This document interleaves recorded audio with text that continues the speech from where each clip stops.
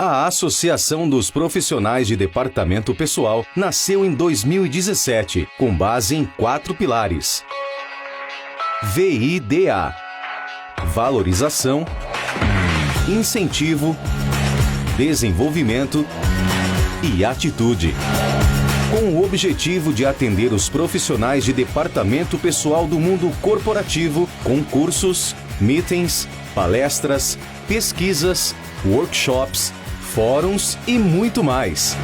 Nossa equipe é composta por experientes profissionais que juntos coordenam a PDP e levam aos associados o melhor e mais atualizado de cada conteúdo. Contamos com diversos parceiros e convênios, a fim de proporcionar as melhores parcerias para nossos associados.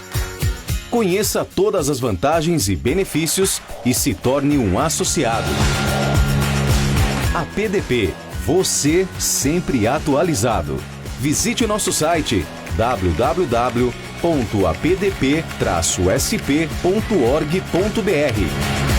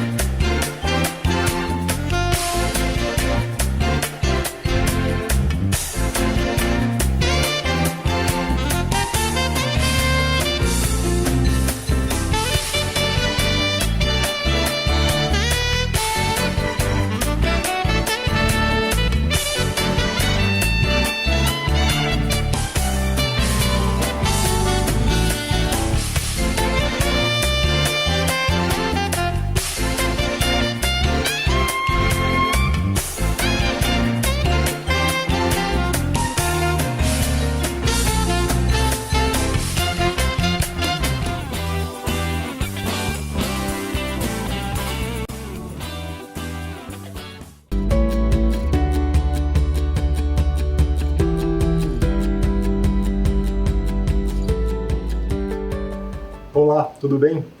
Seja muito bem-vindo ao Encontro Nacional de Profissionais de Departamento de RH e DP. Hoje eu tenho a satisfação de conversar com vocês sobre sustentabilidade, com a participação da Maria Eugênia Buozzi. Tudo bem, Fabiano? Tudo bom? Boa tarde, gente.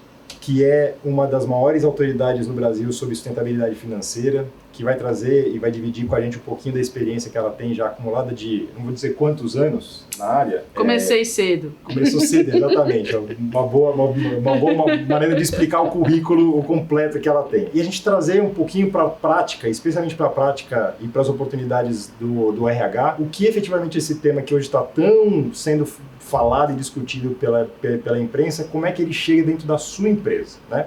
Então, já trazendo para essa primeira provocação, quando a gente lê sobre sustentabilidade, a gente vê que é um conjunto de políticas e ações que são economicamente sustentáveis e ambientalmente responsáveis. Legal, conceito teórico muito bonito, mas, Maria Gina, e na prática?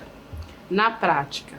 Bom, na prática, a sustentabilidade ela é o olhar para o contexto de negócio das empresas. Então, quando eu estou falando sobre sustentabilidade, eu estou saindo da empresa como uma bolha em si mesma e entendendo de que forma que ela se relaciona com o contexto em que ela se insere.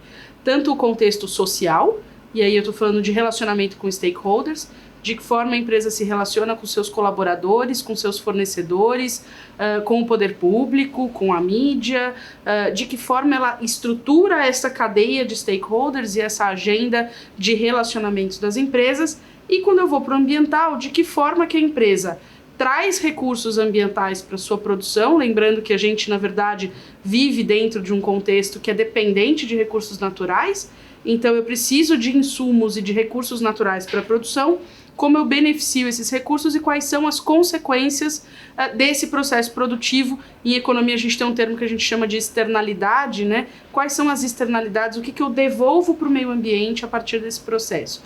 E aí eu estou falando de uma agenda, por exemplo, de poluição, de mudanças climáticas, de contaminações. Então, de que forma eu trago, né, recursos in e recursos out, seria muito essa pauta aí de meio ambiente. De que forma eu me relaciono com esses vários agentes dentro de um sistema social e de que forma que eu tenho a gestão e, portanto, a governança corporativa orientando esses vários relacionamentos e esses fatores dentro do processo produtivo. Então, a gente costuma falar que, na verdade, a sustentabilidade ou o ESG, daqui a pouco a gente fala um pouquinho sobre as várias formas de trabalhar esse tema dentro das empresas, ele nada mais é do que olhar a empresa dentro do seu sistema. A gente passou muito tempo falando aí que as empresas elas têm como único objetivo, como principal objetivo, gerar lucro para o acionista.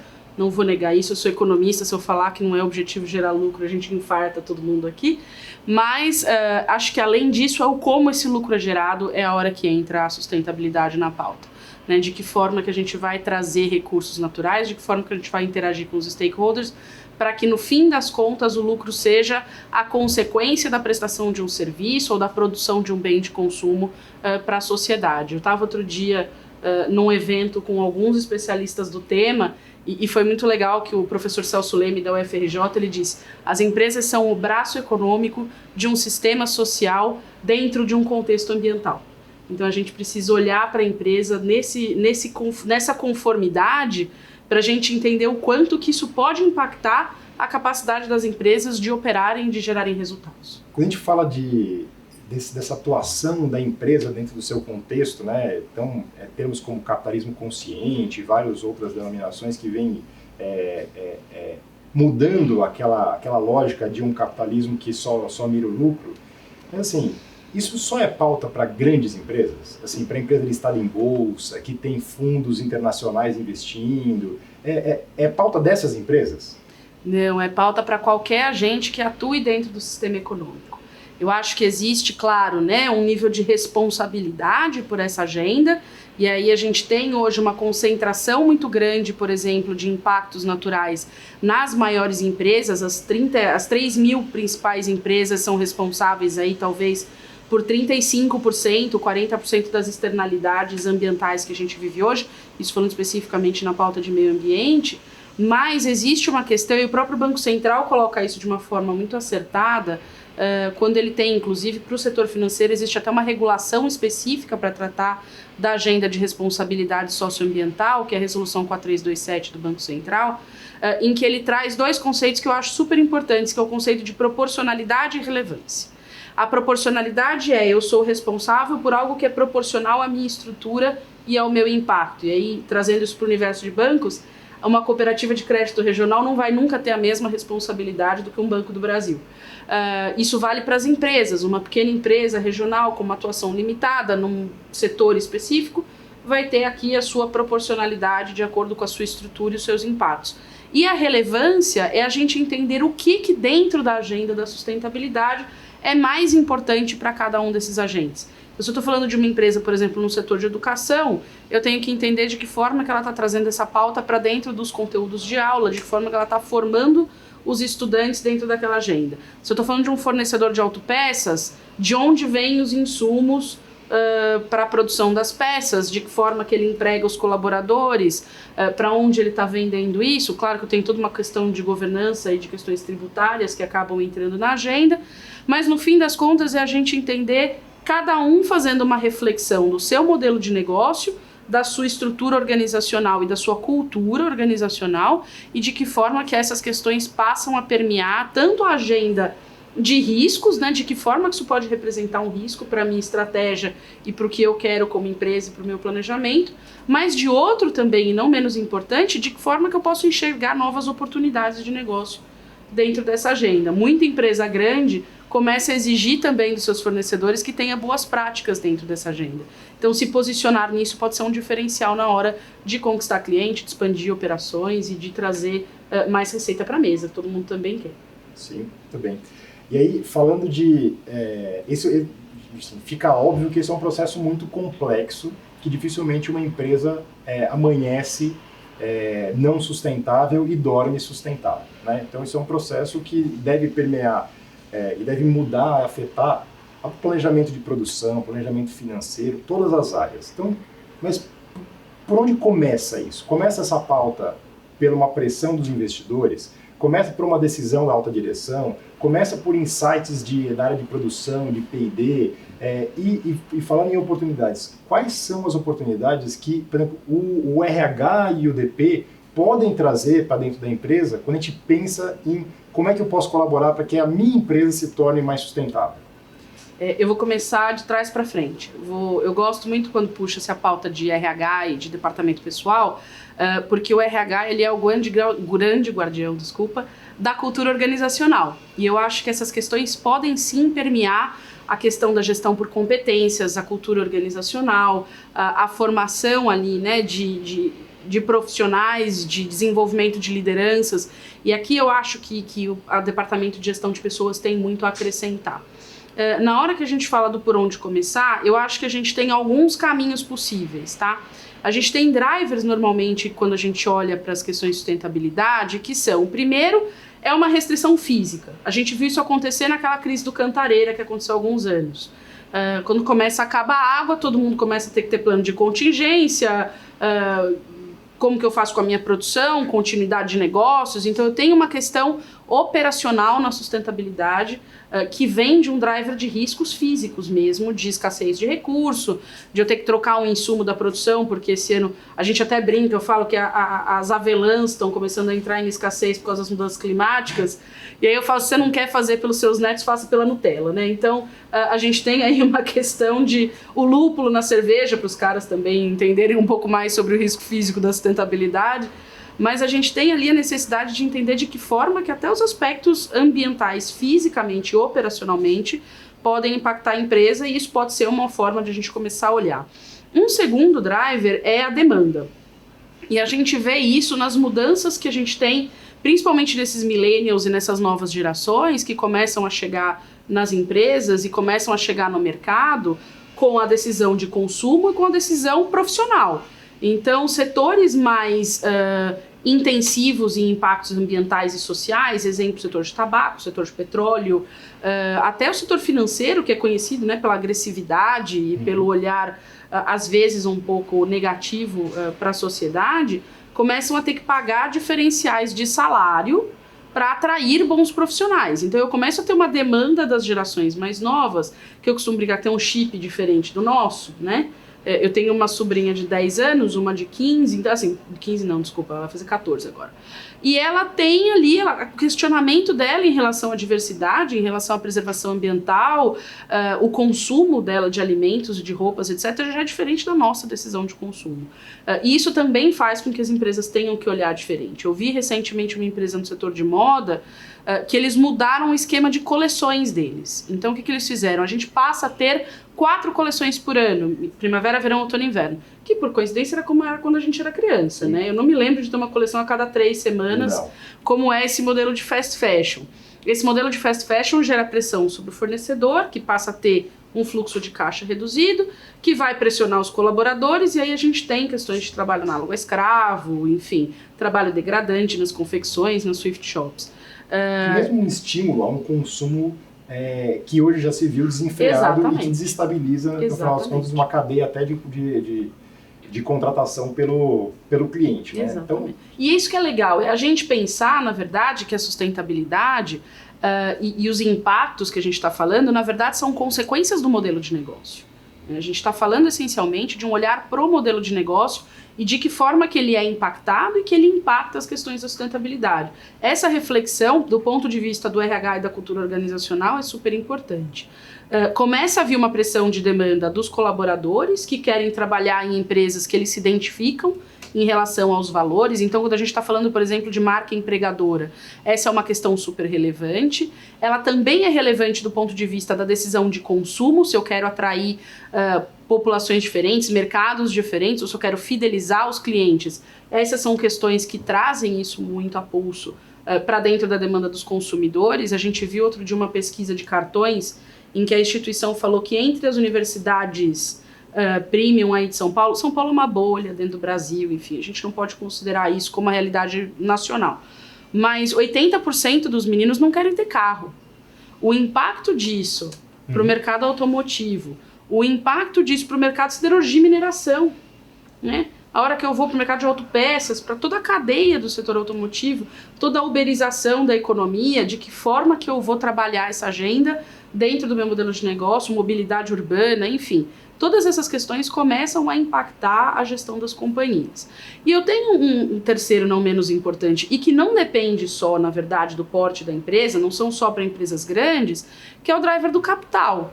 Né? A hora que eu começo a ter o financiador da operação exigindo essas questões das empresas, aí em alguma instância você vai ter que fazer porque o seu acionista está mandando. Ou porque é um investidor, se você for uma empresa de capital aberto, mas mesmo os bancos nas operações de crédito hoje já têm processos robustos de análises de risco socioambiental. Então, para alguns setores e para alguns volumes de recurso, isso já começa a virar uma realidade de empresas de médio porte. Ainda não chegou no varejão? Ainda não chegou no varejão, mas está chegando. Né? E o Banco Central, inclusive, regulatoriamente, e esse é o último driver que eu costumo falar, que é o da regulação, começa a estruturar para supervisionar o sistema financeiro para fazer isso. A CVM começa a querer trazer essas questões para dentro da regulação das companhias abertas, as associações, as agências reguladoras querendo trazer isso para dentro das autorregulações. Então, Febraban, a ANEEL para o sistema de energia, já tem algumas peças antigas, inclusive, desde 2006 a ANEEL tem uma regulação que as empresas de energia são obrigadas a escrever um balanço socioambiental, um relatório de sustentabilidade. Então você começa a ver que isso vira uma prática que te cerca por todos os lados. Está te cercando por todos os lados, abraça logo, vai fazer, entendeu? Porque assim, a resistência acaba sendo só um atraso, e todo atraso no mercado é custo adicional na hora que eu tenho que implementar isso à torta direita, enfim, a toque de caixa, e querer dizer que eu sou sustentável desde criancinha, né? Então, isso precisa vir de uma reflexão interna. Bottom-up ajuda? Ajuda. É fundamental ter profissionais técnicos que se apropriem do assunto e que tragam um assunto para o seu dia a dia, né? Numa agenda mesmo de integração, de gestão integrada. Mas o top-down é fundamental. A gente tem um limite do que o técnico consegue fazer e a gente precisa das lideranças e da governança, e aí, de novo, né, toda a parte de desenvolvimento de lideranças, de desenvolvimento profissional, imbuído da função de trazer essas competências para dentro dos gestores das companhias. Eu acho que alguns pontos que você falou são muito, muito importantes, né? Mas por onde eu começo? Comece por onde é possível começar. Porque a realidade da sua empresa, ela é completamente diferente de outras empresas, né? Então você pode ter eventualmente acesso a uma alta direção que já entendeu esse risco, ou não tem risco, só viu oportunidade, ou eventualmente não é alta direção, mas é o corpo técnico que consegue fazer essas provocações. E aí, assim, você comentou algumas pautas que eu acho muito, muito relevantes. A gente fala, e aí trazendo bem para a realidade do RH e do DP, quando você fala de ser uma marca empregadora, né, do seu potencial de atratividade da sua marca, da sua companhia, isso vai ser decisivo para que você consiga atrair não só os melhores profissionais, mas também você não tenha que pagar muito mais do que o mercado para ter esses melhores profissionais. Né?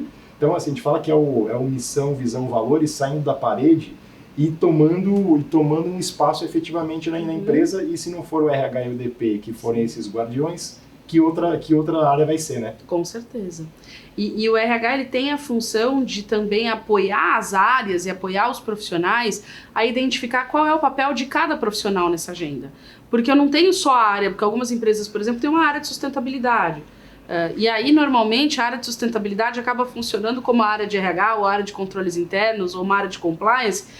Quem que cuida do compliance? Tem a área lá que cuida. Isso não é questão de uma área, né? Assim como o RH, a gestão de pessoas, não é a questão de um profissional ou de uma área, mas é a empresa toda que gere pessoas, a sustentabilidade, da mesma forma, precisa estar permeada e integrada em todas as áreas e todos os profissionais.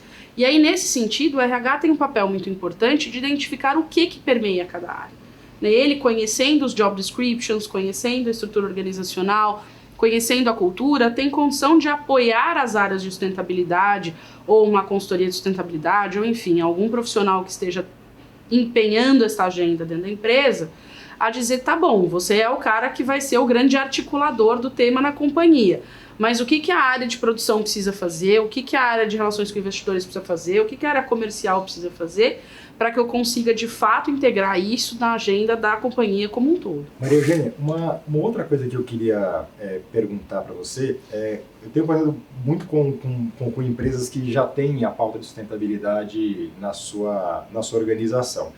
E algumas delas optam por ter uma área específica designada para isso, ou de ter comitês que sejam transversais na empresa. Qual que é a tua visão sobre isso? Eu acho que isso vai depender um pouquinho da estratégia de cada organização na adoção das práticas de sustentabilidade.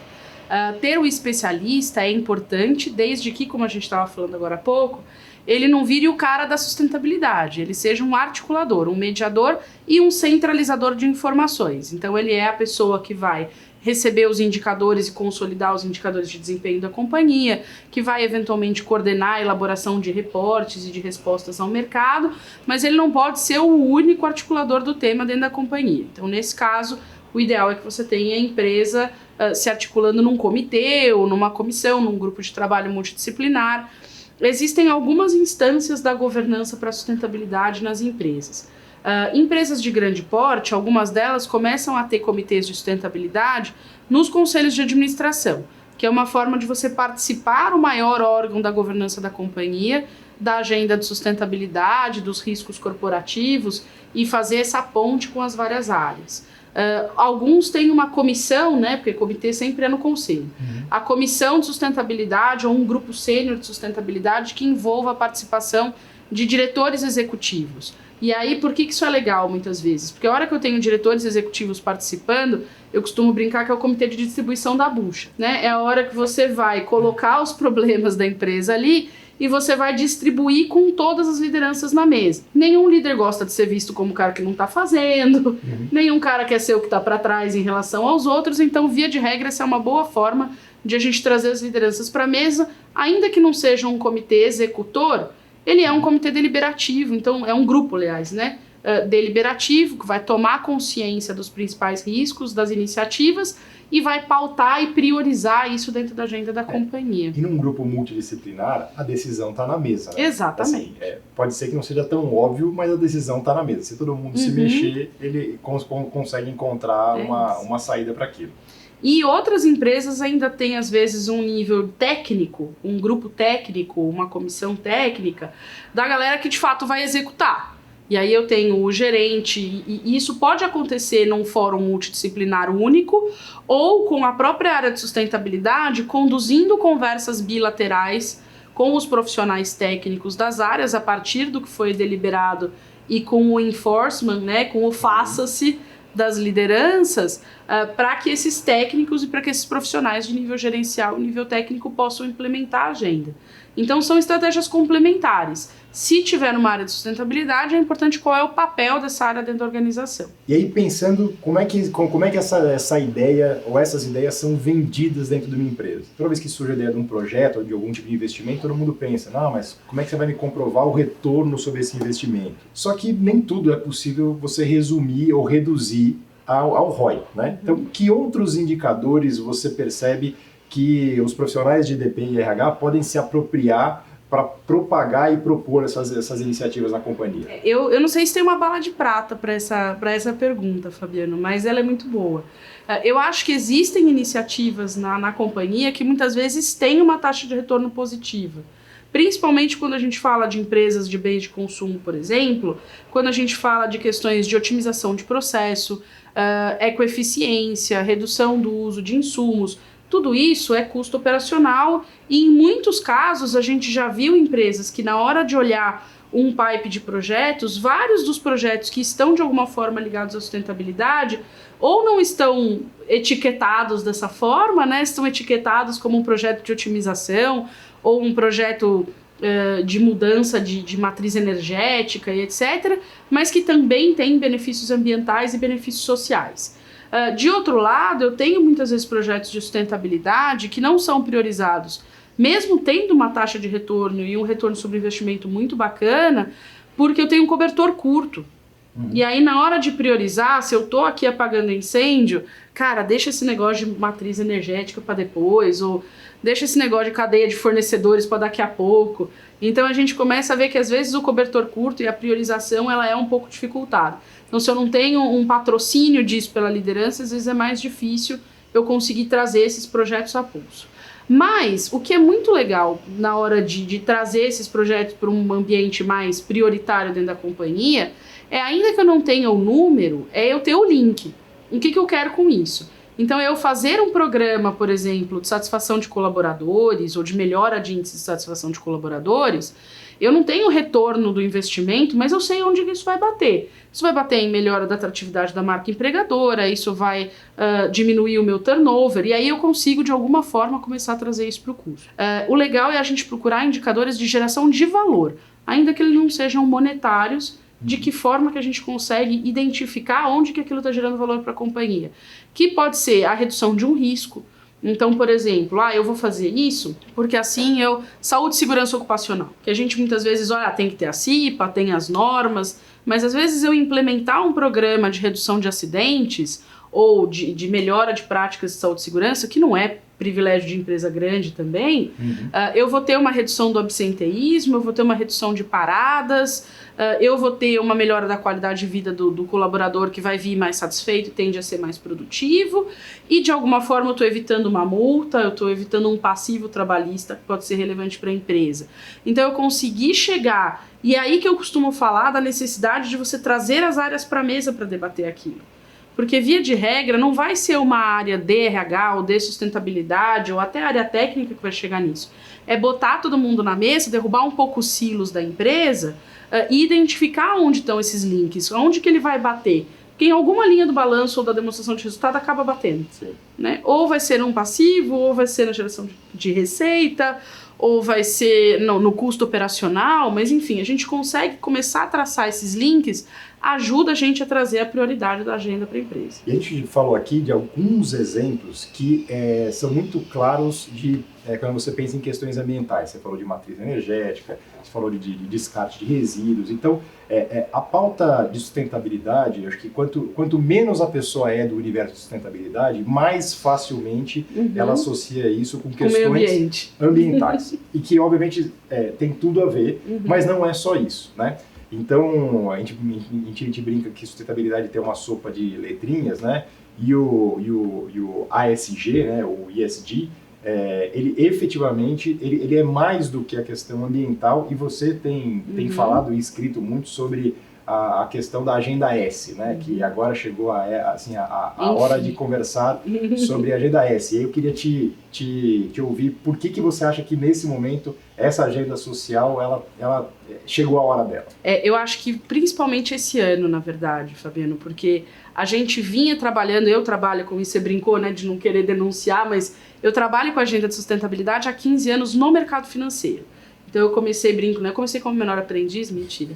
Mas eu comecei em 2006, trabalhando no Real, né, no ABN, como gestora de fundos de ações, e eu era gestora dos fundos de sustentabilidade. E o que eu comecei a perceber é que aquilo fazia muito sentido na minha cabeça como um olhar de qualidade da gestão das companhias. E aí eu costumo brincar que a empresa que está no vermelho não pensa no verde, né? Então, o cara que está olhando para a sustentabilidade, o cara que está olhando para isso, ele é um cara que tem uma qualidade de gestão, que é a hora que eu estou falando do G. Né? A governança corporativa no mercado financeiro hoje, ela já é muito bem entendida pelos investidores, pelo mercado como um todo, como uma qualidade de gestão da empresa.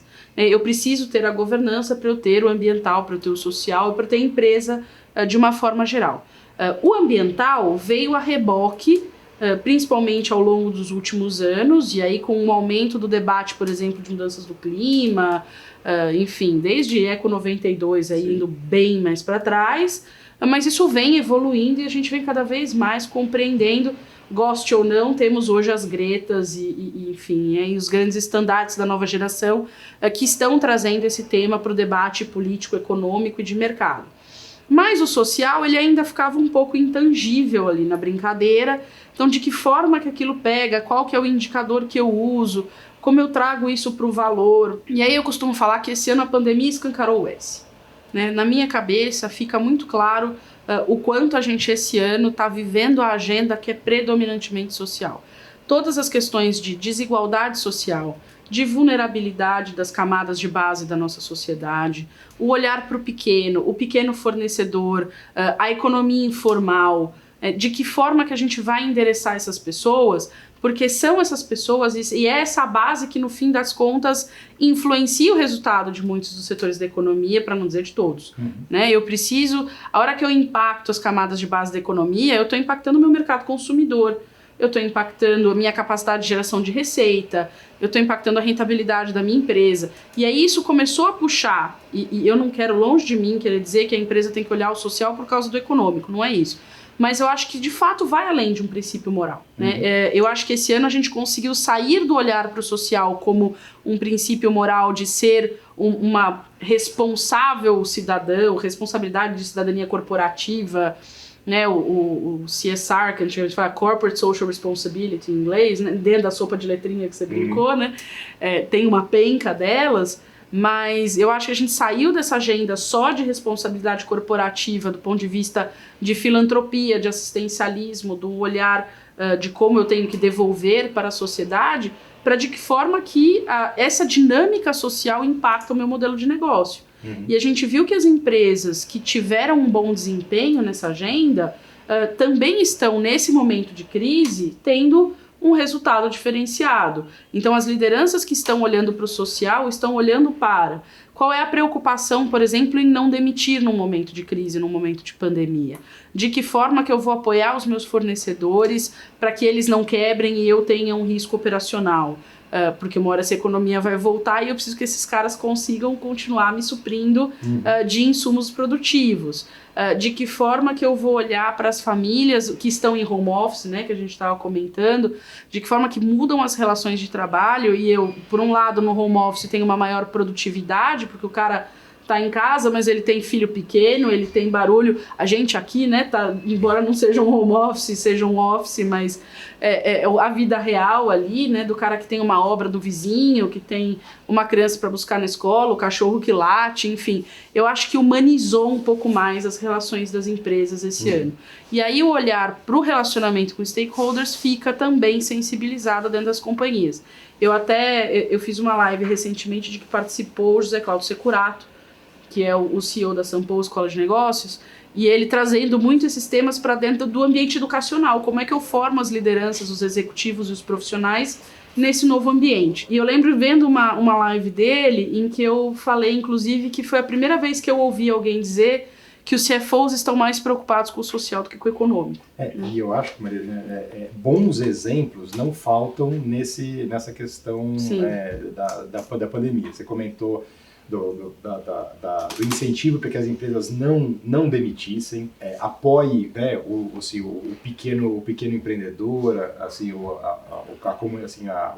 comércio do bairro, grandes fornecedores logísticos abrindo as portas para pequenos produtores e distribuidores poder utilizar a sua infraestrutura, algumas cadeias também de logísticas criando ferramentas de financiamento mais barato, alternativas para a sua cadeia de fornecedores. Então, assim, você percebe que, seja do ponto de vista comercial, ou de logística, ou de modelo de negócio, surgiram oportunidades. Algumas empresas souberam aproveitar. Sim. Acho que as empresas que foram listadas como as mais lembradas na pandemia são aquelas que assumiram o protagonismo de fazer coisas e aí eu queria puxar um outro assunto. E souberam fazer e souberam contar. Porque eu acho que esse é um dilema que muitas vezes se vê, e eu acho que, na minha impressão, é um falso dilema, de olha, mas se para uma coisa ser efetivamente sustentável, para ser legítima, você tem que fazer e não contar para ninguém. De novo, a gente está falando de um ente econômico, de uma empresa. Tem mal fazer e contar? Nenhum. Eu vou citar mais um grande modelo aí da sustentabilidade, que é a Sônia Favaretto, que era diretora da B3 e hoje é diretora executiva do Laboratório de Inovação Financeira. A Sônia, ela tem uma fala muito importante, como boa comunicadora que ela diz que não adianta a gente botar o ovo e nunca carejar. Eu analiso empresas, a gente aqui na Resultante, a gente analisa 150 empresas listadas e mais umas 200 empresas de capital fechado, inclusive, para investidores, para bancos, enfim. E o que a gente percebe é que, em muitos casos, ainda existe essa questão mais, eu vou brincar, quase religiosa, né, do não veja a sua mão direita, o que faz a sua mão esquerda, e etc., mas que isso, em última instância, tira do investidor a condição de saber o que ele está investindo, de que forma que o capital dele está gerando impactos positivos ou negativos. O relato ele tem que ser equilibrado. Eu acho que a gente tem que trazer, de um lado, a necessidade sim de contar as iniciativas, mas as iniciativas que de fato dizem respeito ao modelo de negócio. Né? Eu fico até preocupada nessa questão da pandemia, que a gente estava brincando aqui. É óbvio que vai se falar muito de Covid na próxima safra de relatórios anuais das companhias, mas eu fico muito preocupada que os relatórios passem a ser vistos como uma prestação de conta do assistencialismo e da filantropia das empresas e que tire um pouco o foco dos modelos de negócio, que é o que de fato importa na hora que eu estou olhando para a sustentabilidade no ponto de vista estratégico. Então essa é uma observação, relatar sim, mas não tirar o foco do modelo de negócio. Conte suas práticas de doação, de trabalho voluntário, de filantropia, que são super importantes, principalmente no momento que a gente está vivendo, mas não perca o olhar de como é que isso está impactando a revisão do seu modelo, a revisão da sua estratégia, o seu relacionamento com stakeholders de uma forma mais aí curto, médio e longo prazo.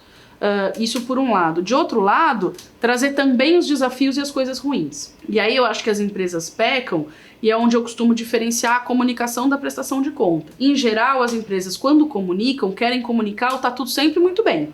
Tá tudo muito bonito, então todo mundo usa EPI, eu costumo brincar, né? Que você olha um relatório de sustentabilidade, todo mundo usa EPI, é só criança sorrindo, aí tem 50 páginas do trabalho voluntário, uma página da governança, então a gente precisa começar a equilibrar e a melhorar o reporte dessas informações.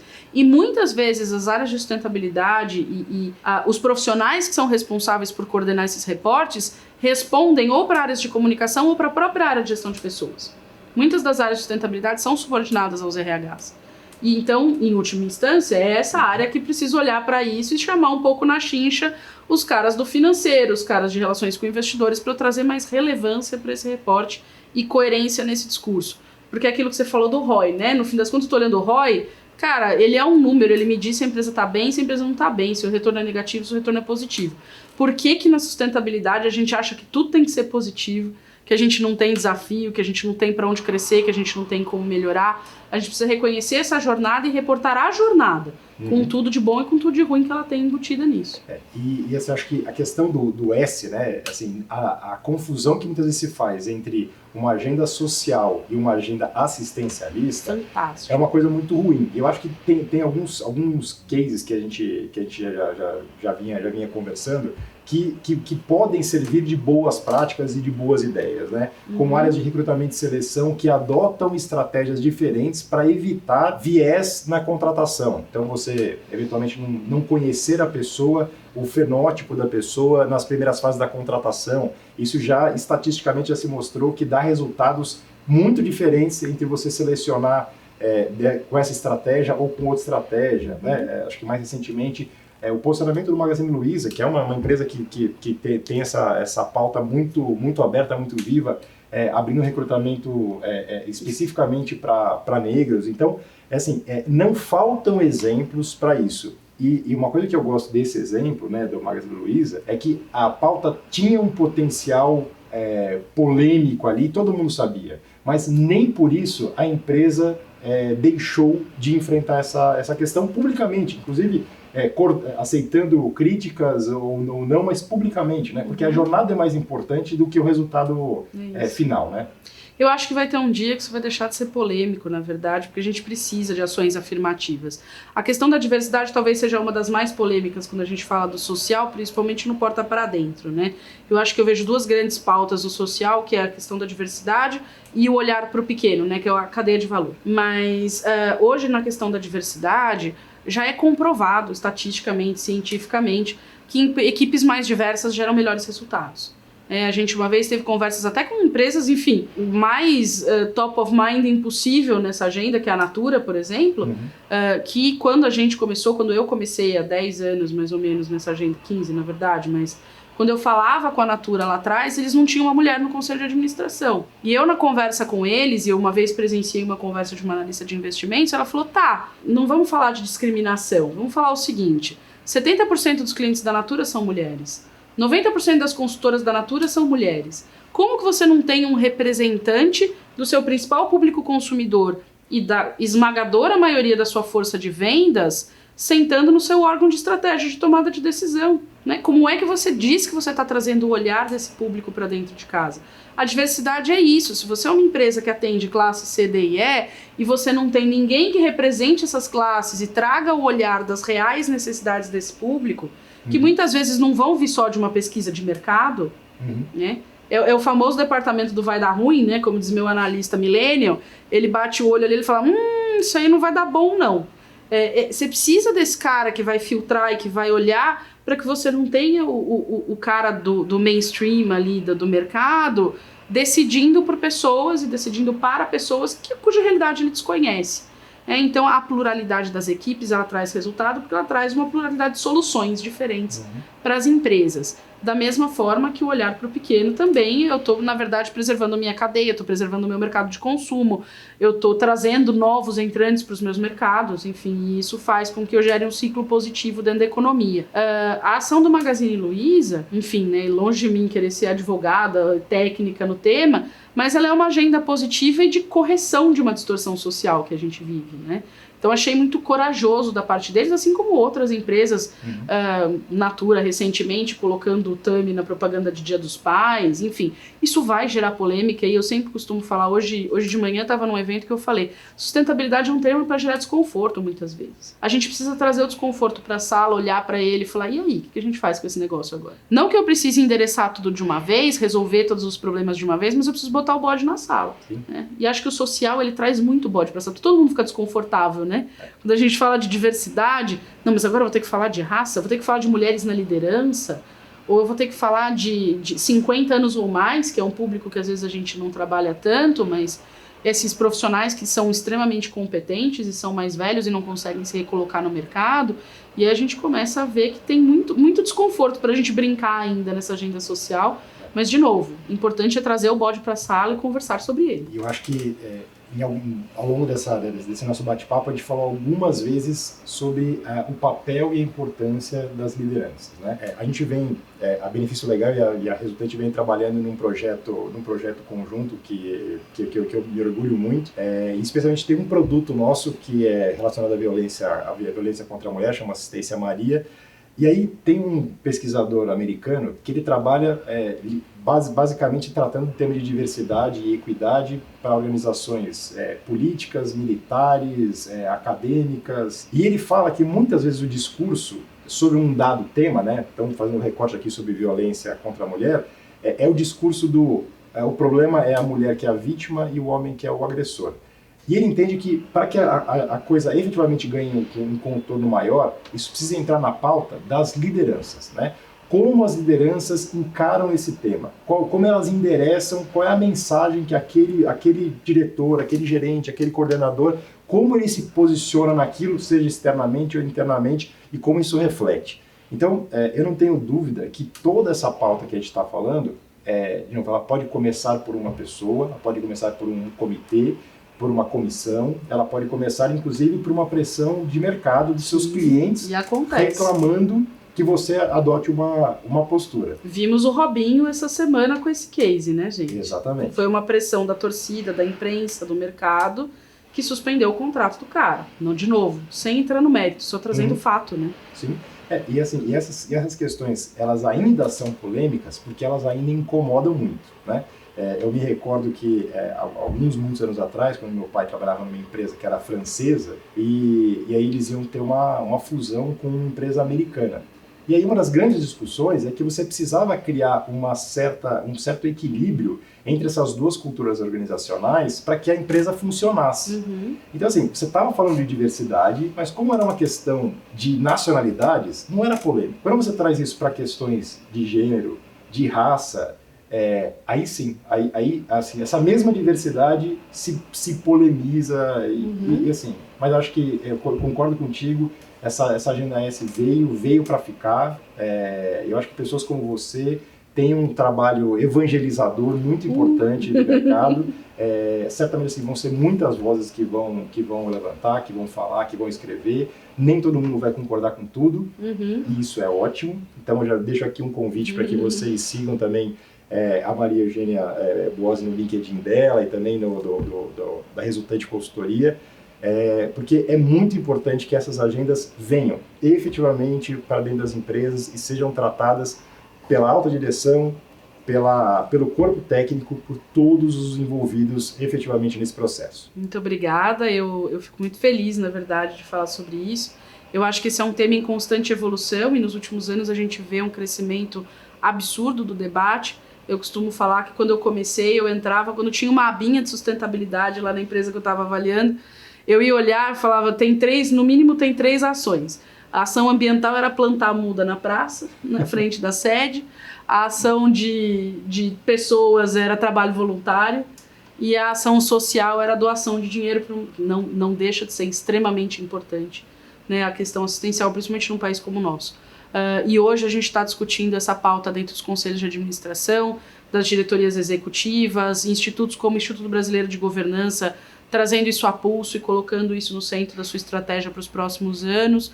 Então eu acho que a gente vive um momento muito positivo da agenda no Brasil e no mundo. E a verdade é que isso vai ser cada vez mais um fator de decisão financeira. Como o órgão mais sensível do corpo humano ainda é o bolso, eu não vejo outro caminho, na verdade. E aí eu acho que assim, a gente pode aderir a essa agenda por uma questão de convicção, né, porque a gente entendeu o sentido que isso faz. E aí, de novo, os profissionais de gestão de pessoas têm muito esse papel de trazer o sentido disso para as empresas.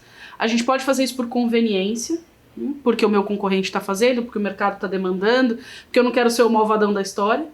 Mas se a gente não fizer por convicção, se a gente não fizer por conveniência, a gente vai acabar fazendo por compliance. Porque o regulador está vindo, a legislação está apertando, acordos internacionais passam a exigir essas questões. Então, quanto antes a gente se posicionar e sair da postura do porquê eu, para o porquê não eu, né? Por que não eu liderar essa agenda? Por que não eu liderar esse debate? Por que não o Brasil liderar esse debate, sendo que tem todos os recursos sociais, a sociedade super plural, a abundância de recursos naturais? Se a gente passar dessa reatividade para um protagonismo, eu acho que a gente sai da agenda de risco para de oportunidade, e aí tem, enfim, um oceano azul para a gente navegar nessa agenda. Muito obrigado pelo teu tempo, pelos conhecimentos que você compartilhou com a gente. Espero que vocês tenham gostado também e a gente se vê muito em breve. Muito obrigada, boa tarde, gente.